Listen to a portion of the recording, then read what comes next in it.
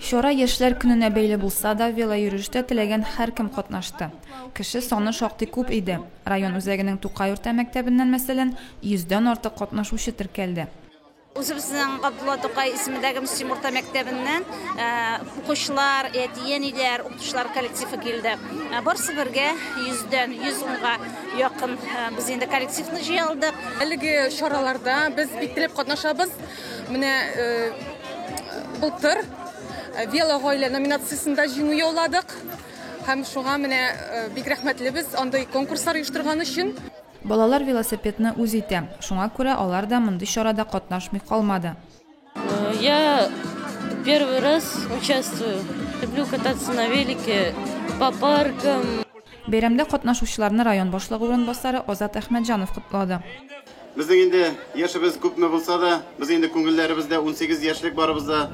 Шуңа да инде монда килгән һәрбер мөслимне минем тәбрик итәсе кенә бүгенге бәйрәм белән.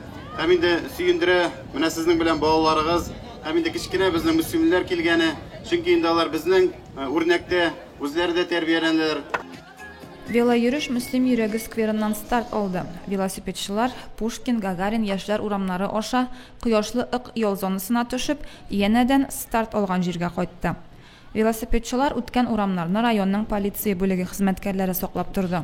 Искиткеч яхшы булды. Ordығызма? Юк. Неше километр үттегіз? Bir 5-6 vardır. 6. Uzun şamadır naверное.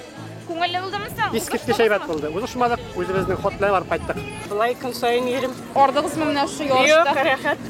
Туктагаш кызыл. Ярат. Барганда җилләп барадыр, хәзер кызыл туктагаш. Бик рәхәт булды, бик күңелле булды. Күңелдә инде матур хатирәләр калачак, табигатьнең гүзәллеге белән сокланып бардык. Велоюрыш тәмамланганнан соң бүләкләү тантанасы булды. Иң өлкән катнашучы 72 яшьлек Зәйтүнә Минхаҗева. Иң кичкенәсе велоюрышны әтисе белән бергәләп үткән 1 яшьтә 2 айлык Мәдинә Мирзаянова булып чыкты. Тукай исемендәге Мөслим урта мәктәбе коллективы иң актив коллектив дип табылды.